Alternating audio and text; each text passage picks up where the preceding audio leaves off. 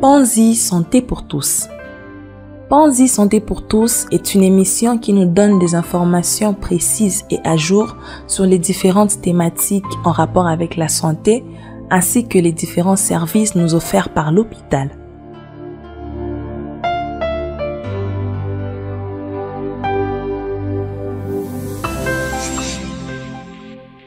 C'est grand et pour nous le plaisir de vous savoir nombreux à l'écoute de notre émission Panzi Santé pour tous. Panzi Santé pour tous, c'est une émission qui vous donne des informations précises et à jour sur différentes thématiques en rapport avec la santé.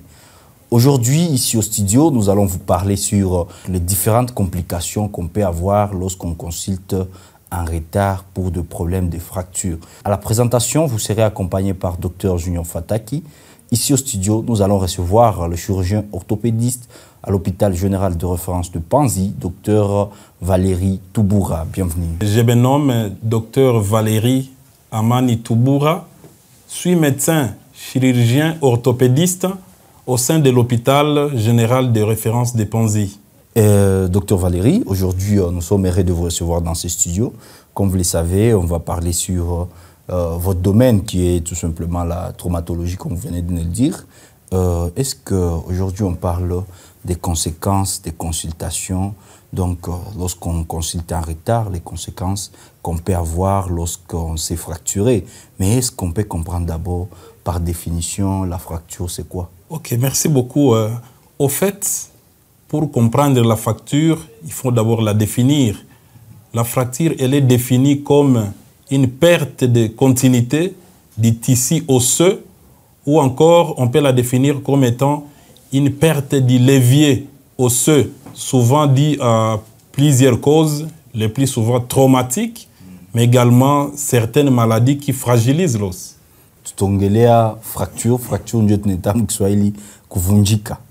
Donc on va parler aujourd'hui sur le problème qu'on peut avoir lorsqu'on consulte en retard et pourtant on est fracturé. Et docteur, vous êtes chercheur, on comprend que dernièrement vous avez mené une étude. On voulait quand même comprendre pourquoi les gens arrivent à consulter en retard.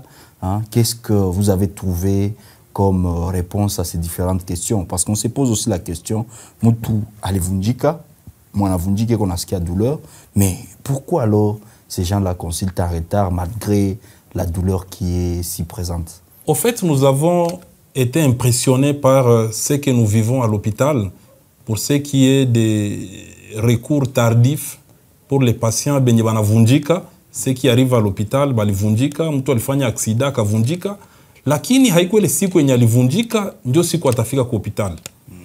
Au fait, tukakuwa interese kujifunza na kujiuliza maswali kwa nini ile inaweza tokea kwa namna ya ile, kwani tulikuwa tunaishi makomplikations za mingi wakati mtu hafike kwa haraka kwa hospitali wakati anavunjika. Tukajiswali maulizo mingi, tukakutana kwamba shida ya kwanza ni information ambayo inakuwa inapita ya mubaya, ama information ambayo inasirikile mu société ni information ya mubaya. Au fait, les gens ont peur d'aller à l'hôpital quand ils sont fracturés, wanawazia kwamba watawakata mguu. Tulipata ile shida kubwa. Wakati mtu anavunjika wanamwambia atakatika mguu akienda kwa hospitali, kila mtu anaweza ogopa. Lakini tukiwa kutana ya kwamba ni information yenye iko fausse, c'est une fausse information yenye ilikuwa na circuler mu watu. Wakiwa kutana mtu alivunjika lendi par exemple, mais wanamwambia kwanza ukienda kwa hospitali watakata mguu, au ukienda kwa hospitali utakawia kule matunzo itakawia, utafanya miaka mbili, na nakia kutana ile mgonjwa anakuwa obligé aende kwa wanganga, wanaita wanganga wa kishenzi, en terme vulgaire ndio wanaita médecine traditionnelle.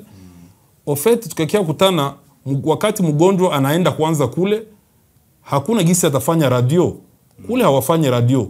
Hatujue namna gani wanatunza, haiko sema tumeshaenda kule kuelewa namna gani wanafanya, lakini tunaona mgonjwa anafanya kama ni mwezi, wakati binashindikana ndio mgonjwa anarudia tena kwa hospitali.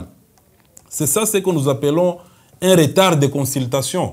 Mgonjwa anafanya mwezi mzima au miezi mbili, wiko wanamunyorosha, hatujue kwa namna gani, inakafikia na kia kwa hospitali, mgulu moya inakuwa mfupi kwa wengine. Ile ko shida kubwa. Donc il y a inégalité de membres, ndio vile tunaitaka. Au nakia kutana kama alikuwa na shida ya mgenu, genu ina bloqué. Haiwezi bouger tena, mouvement zote zinakuwa bloqué. OK, merci beaucoup. Njwele kutokunjama haitanyoroka, mgulu inakuwa antuka inakuwa handicap moja ya nguvu yenye inaweza pelekea hata mtu kupoteza kazi yake ambayo alikuwa anafanya. Tukajikutana ya kwamba tulipataka au fait 108 cas mwile periode ya étude 108 cas ya watu ambao walikuwa na problème ya fracture, lakini mwile 108 cas tukajikutana ya kwamba 45 malades walifika soit 1 mois ou 2 mois après ku hôpital. Bon, ile katutike wakati tuliongea na mgonjwa anatufasiria kwamba nilikuwa na shangazi yangu, ndugu yangu mjamaa aliniambia tuende kwa kinganga ya Kishenzi watatutunza. Na njoo vile nilienda kule nikafanya miezi 2 na kwa sasa njoo ninarudia nakutana ninakuya kwa kuwa siwezi shimama, siwezi tembea, ninakuwa na njoo shida ilinileta ile. Kwa kutana wale wakati wanarudia tena kwa hospitali kupata matunzo sasa ambayo inafaa, inakuwa shida kubwa. Kwani gisi tungimutunza wakati ilikuwa kilonda ilikuwa fresh, là on dit une blessure, un traumatisme frais. Haiko tena gisi tatunziwa kama vile lisha kawia. Inakuwa ma intervention za nguvu na ambazo hazitafanya tena gisi ingilikuwa kama vile mbele, na ile inakuwa shida kubwa. Wengine wanakuja par exemple alikuwa na kilonda fulani, ile kilonda wakati wanaibeba kule kwa wanganga wa Kishenzi entre guillemets vile wanawaita, unakutana ile kilonda inaweza kuharibika. Kilonda inakuwa inaanza toa busa, na wakati wanafika kwa hospitali hiyo inakuwa shida, kwani hatuwezi mtunza tena gisi inafanya, na ile kilonda inaanza toa busa. Inafikia wakati mguu inaoza, na hiyo kuoza tunaweza fikia hata kwa kukata mguu, c'est qu'on dit amputation. Wakati mguu inaoza haina tena mafaa ya kukua, kwani itaendelea kusumbua mgonjwa sana, inatoa harufu mbaya, na kitu moja inabakia kusaidia mgonjwa ni ile kusema tunatoa ile mguu, lakini tunaitoa kwa uchungu, kwani wakati mgonjwa angifika mbele hangifikia kule hatua ile. La désinformation nous tue parce que ça banakwambia kusite que ukienda kwa hospital batakukata mgulu na ulivunjika, iko natuma tunaenda consulter ba tradi praticien, na wale ba tradi praticien banagusa bana tripoter sa mtu ashakuwa na ulemavu ndio anapenda sa akuye kwa hospital angali kama batamurepare, et c'est très difficile. Et pourtant mungeli consulter mbele opération zingelifanyika wala bangeli batunza kupitia ingine matunzo na mungelipata na mgunu ngelibakia normal wala mkono wala kiuno na viungo yote. Docteur Valérie, on a fait balader notre microphone donc dans les cités. Beaucoup se plaignent que à l'hôpital, lorsqu'on est fracturé, la durée d'hospitalisation elle est vraiment très longue. On risque même de perdre son boulot parce que ta famille wakati ya mingi tu n'es pas en service, et pourtant vous nous dites que bateau empêche quoi en hôpital. Alors dites-nous un peu par rapport aux fractures, quelle est la durée d'hospitalisation? Est-ce que c'est très long comme on le dit? Parce que beaucoup, on a interrogé beaucoup de gens, ils ont incriminé beaucoup plus la durée d'hospitalisation. Au fait, pour comprendre cette situation, même la Bible le dit, mon peuple périt par manque de connaissances. Et quand on suit ce qui se passe à la cité, les informations à la cité, souvent on a une information erronée et on prend une décision qui n'a pas de place. Au fait, il y a plusieurs façons de traiter des fractures. Il y a les malades que nous traitons et peut-être le même jour, ils rentrent à la maison. Quelqu'un s'est fracturé, il s'est blessé à l'ivunjika, tunamutunza, il est le même jour, soit kama ilikuwa asubuhi, tunaweza hata muopere ile asubuhi, na magharibi anaenda kunyumba, au kesho anaenda kunyumba, na anaweza enda hata kazini, kwani nitamwandikia madawa zitapunguza hiyo maumivu. Ndiyo, inaweza fikia mgonjwa anaweza fanya tuseme posho mzima, wiki 2 kwa hospital, ina tofautisha au inafatana na gisi alivunjika. Lakini ilio kweli kama mtu anavunjika hana raison ya kukawia kwa hospital. Kwani mtu akishakuwa opere au tulimtunza kwa namna nyingine haizi fanya siku mingi kwa hospital. Ile iko bongo ambayo inatembea msite na watu hawapashwe croire kubile. Contraire, kama mtu alifika kwa hospital veut dire que atatunziwa kwa haraka, atarudia mbio kunyumba. Ile kwa information mubaya na ni ya bongo ambayo natembea musite. Tulipenda na shi tujue, nyi mko wa expert, mais shi tulipenda tujue pourquoi batu banafikaka ku hopital na retard kukia consulter et pourtant balivunjika.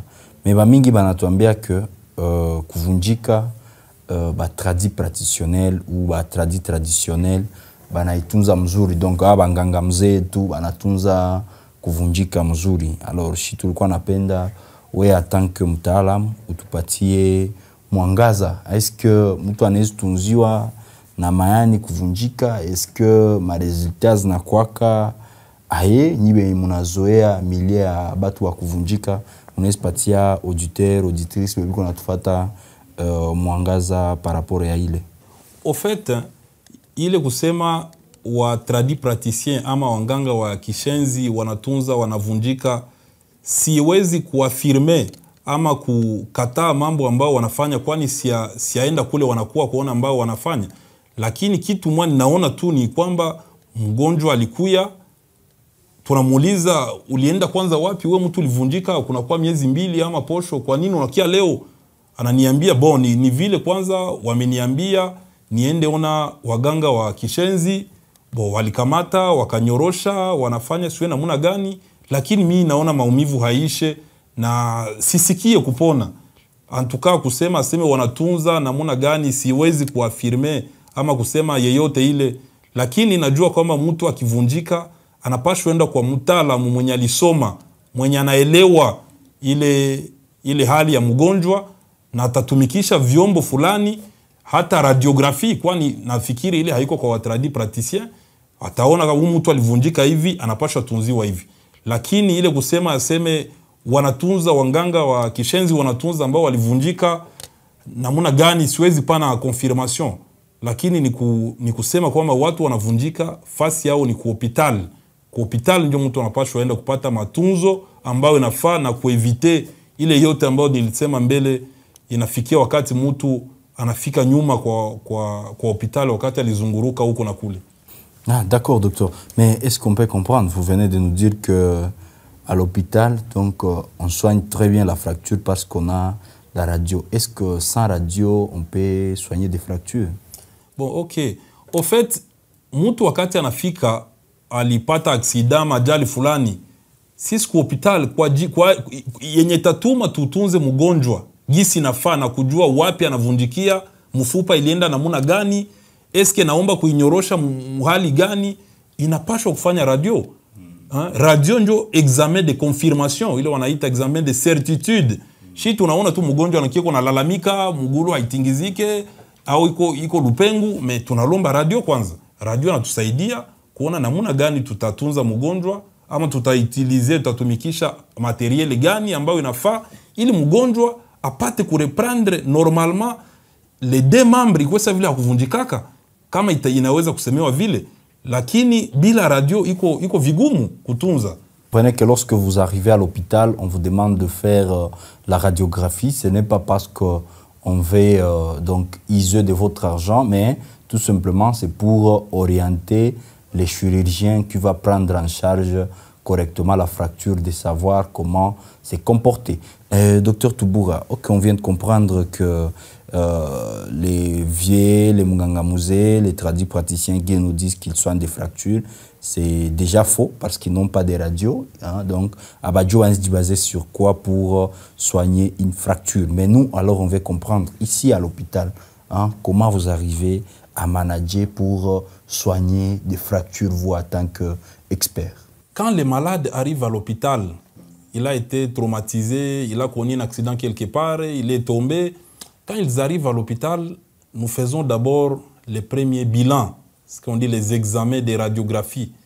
Et quand on fait l'examen de radiographie nous montre d'abord où est-ce que le malade, c'est quel os qui est cassé, ou bien il est fracturé, et c'est quelle partie de l'os, parce que l'os a plusieurs parties. Et avec cela, les résultats de la radiographie nous conduisent à prendre ou à choisir une méthode ou une autre.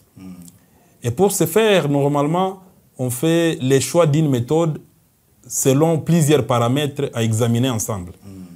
Bon, en fait, un enfant ne sera pas traité d'abord comme un adulte, et un adulte ne sera pas traité comme un enfant. au fait, l'enfant, il est encore en croissance. Mais l'adulte, peut-être qu'il a déjà fini la croissance, il travaille quelque part, peut-être qu'il s'est cassé la main droite ou la main gauche, selon les membres qu'il utilise.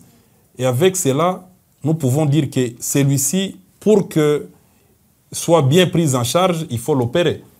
Ou bien il faut carrément ne pas opérer, mettre un plâtre. Et toutes ces deux méthodes sont discutables, mais également avec le patient lui-même, le malade. Et avec ça, il y a les malades que nous opérons, soit le matin et le soir, le malade part à la maison. Okay. Ou bien nous l'opérons aujourd'hui, peut-être 4-5 jours, il est à l'hôpital et il part à la maison. Peut-être qu'il va regagner son travail peut-être 2 semaines après ou 10 jours après, ce qui est différent de ce que les autres pensent normalement à la cité. Mais il y a aussi une façon de traiter sans opérer.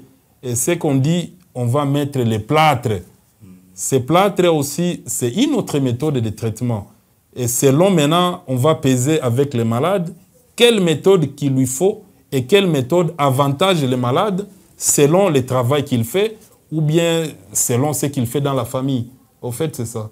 Vous pouvez soigner la fracture soit sans opération ou vous pouvez soigner la fracture avec opération. Alors, moi, je suis malade, par exemple, je viens de me fracturer. Hein. Quels sont les avantages et les inconvénients que peut avoir un traitement sans opération et quels sont les avantages et les inconvénients que peut avoir le traitement d'une fracture avec opération? Quand on dit traitement opératoire, donc on va opérer les malades, ce traitement, normalement, je peux dire que c'est le meilleur, dans le sens que là, on remet presque l'anatomie normale du membre. Avec ça, on peut réduire ou on ouvre là où le malade a été cassé et on met soit un métal, et là on dit un enclouage centromédullaire ou une plaque vissée. Ça sert à remettre normalement les membres cassés à sa place. Okay. Et l'avantage que procure cette méthode, normalement, on ne trouve pas l'inégalité des membres. Mgonjwa anakuwa sawa vile akuvunjikaka, unakutana mfupa sasa alikuwa ilikuwa mgulu mwe ilikuwa yule ya ingine mrefu, lakini avec cette méthode on peut opérer et puis vous trouvez que le malade le matin il a presque la même longueur de membres. Okay. Ça c'est la meilleure des méthodes, je dirais, mais ça c'est toujours à voir et discutable avec le malade, mais aussi avec la fracture que le malade présente. Oui. Mais aussi, il y a ce qu'on appelle, l'intérêt aussi de cette méthode, est-ce que le malade ne va pas traîner à l'hôpital. Ah non, non, non, non. Vous opérez le malade, il a un séjour réduit, peut-être 1 semaine, 2 semaines. Le malade part à la maison. Il peut revenir peut-être pour 2 ou 3 séances de pansement, et puis c'est fini. Le malade a retrouvé normalement la fonction. Mais ce qui est d'autres méthodes qu'on appelle méthodes orthopédiques. Au fait, avec ça, vous mettez les plâtres et en mettant les plâtres, vous les mettez, mais vous ne voyez pas au fait l'os qui est cassé. Vous mettez les plâtres juste pour maintenir l'os qui est cassé. Et avec ça, on ne se rassure pas vraiment d'avoir réduit normalement ou remettre l'os à sa place. C'est comme si on opérait. Ça, c'est le premier inconvénient du traitement non opératoire. Mais également, les malades gardent les membres dans les plâtres pendant longtemps. Et il y a les malades qui se plaignent que non, mina sikia kama binyengelele, inanipita mumugulu, naanza sikia kama ni machawa mumugulu. Bon, tout ça, ça vient avec les traitements orthopédiques, on dit les traitements non opératoires, les plâtres. Mais on ne peut pas dire que ça, c'est un mauvais traitement, non. Mais également, le problème est que mgonjwa atakawia miezi, il a les plâtres, et avec ça, peut-être qu'il ne peut pas aller au travail, il est limité. Peut-être, disons aussi, c'est un chauffeur, il faut attembeze gariake, vitesse, tout ça. Quand on a plâtre, c'est impossible. C'est ça vraiment le problème. Mais hatuwe sema haiko méthode ingine, nao ni méthode natunza, mais hiyo inakuwa méthode nzuri sana kwa watoto. Watoto tunapenda sana kuwatunza na plâtre, kwani hao wangali wanakomala. Vile kusi wanakomala huko en croissance, hata kunaweza kuwa deformation idogo, mais bingine binajiarranger vyopeke vile mtoto yuko nakomala. Qu'est-ce qui guide alors votre choix, hein? Donc pour que mchagule huyu mgonjwa tamopere na opération, huyu mgonjwa atamopere na opération? vous, en tant qu'orthopédiste, moi, la mukaka tout mon enseignant, où une opération, où il y a une opération, voilà, mon waka na choix et na waka guider les méthodes ya kuchagula matunzo. Les choix du traitement, il faut guider na plusieurs paramètres. Et quand on dit plusieurs paramètres, on voit d'abord l'âge du malade. On voit d'abord l'âge du malade. Mugonjwa kona miaka ngapi. On regarde, mugonjwa alivunjika tuseme mkono ya gauche ama ya droite. Na mgonjwa mkono gani anatumikishaka sana? Anaweza kuwa alivunjika mkono ya gauche mais iko droitier. C'est différent na kama angivunjika mkono ya droite na iko gauche. Ile ningia mshwa ingine. Mais aussi tunaangalia mgonjwa kazi gani anafanya. Tunaangalia mgonjwa anafanya kazi gani. Inawezekana mgonjwa ni travailleur, anapaswa regagner kazi yake le plus tôt possible. Et avec ça, on ne va pas dire que mgonjwa utamutia ciment ama plâtre. Hiyo deja kwa wengine wanapoteza kazi yao kwa ajili ya ile. Kwani watafanya siku mingi na sima hawatumiki na siazi moya saa unatosha sima itafikia wakati mugulu juu ilikuwa bloqué siku za mingi muplatre kine saa moya il faut afanye kine ya mingi na bengine haba reprendre normalement après ile kine hawezi reprendre vile ulikuwa mbele. Ile yote inaingia mu mashwa ya mametode. Kama tunakutana mgonjwa par exemple haufanyi tena kazi fulani, unakuwa tu kunyumba ama unakuwa mzee, watoto ndio wanaanza kuletea, sont les enfants maintenant qui travaillent normalement pour la survie des parents.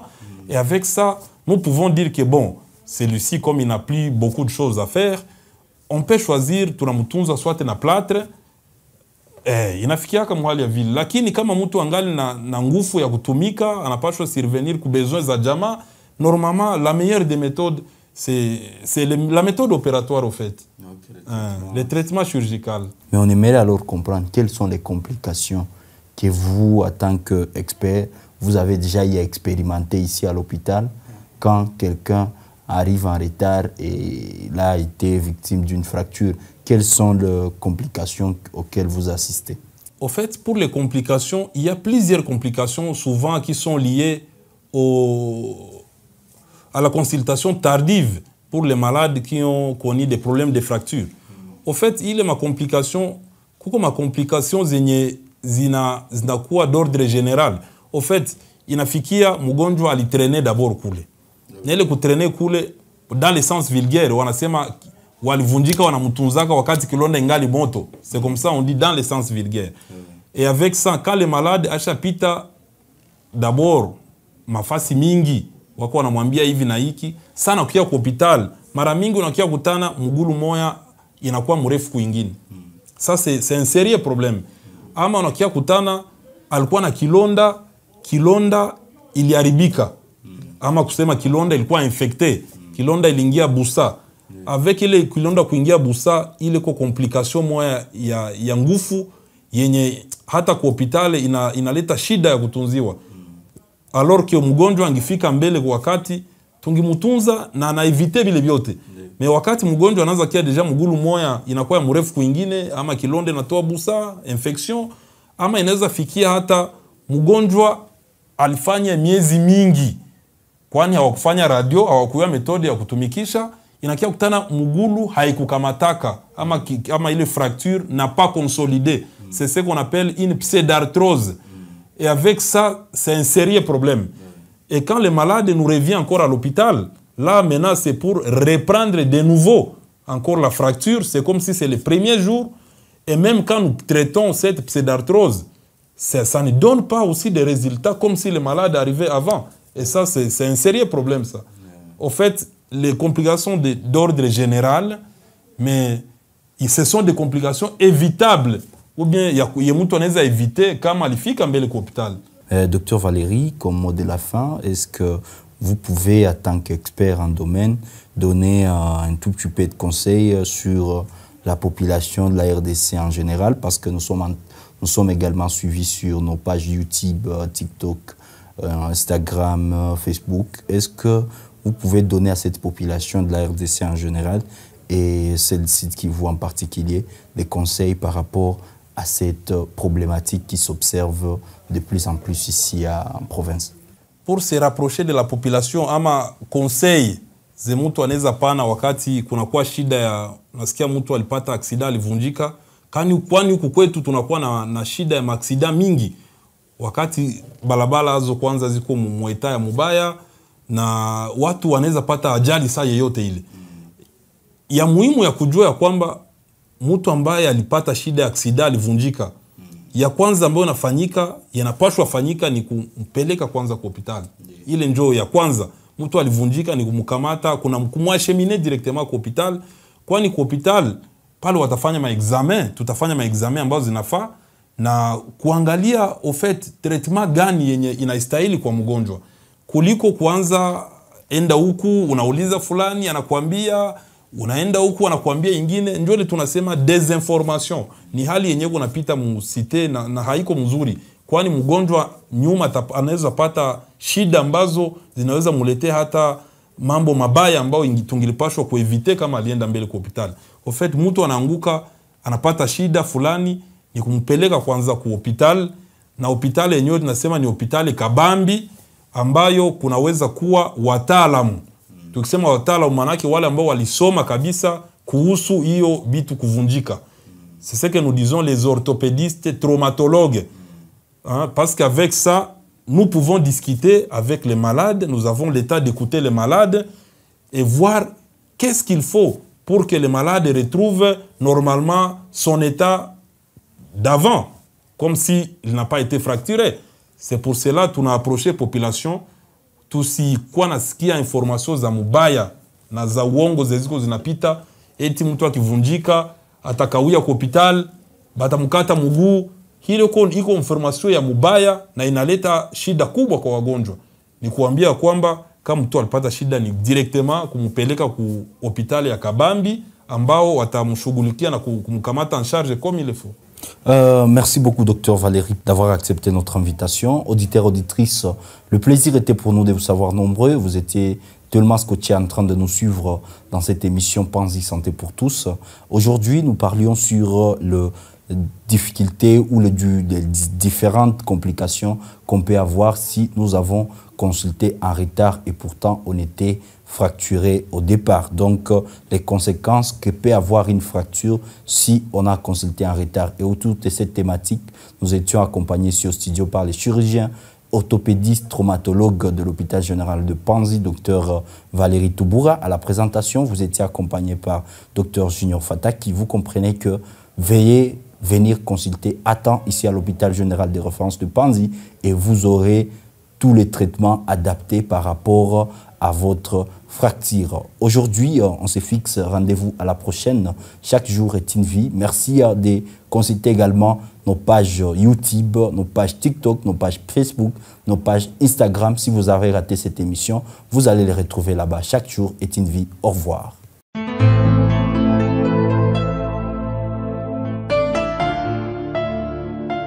Panzi Santé pour tous.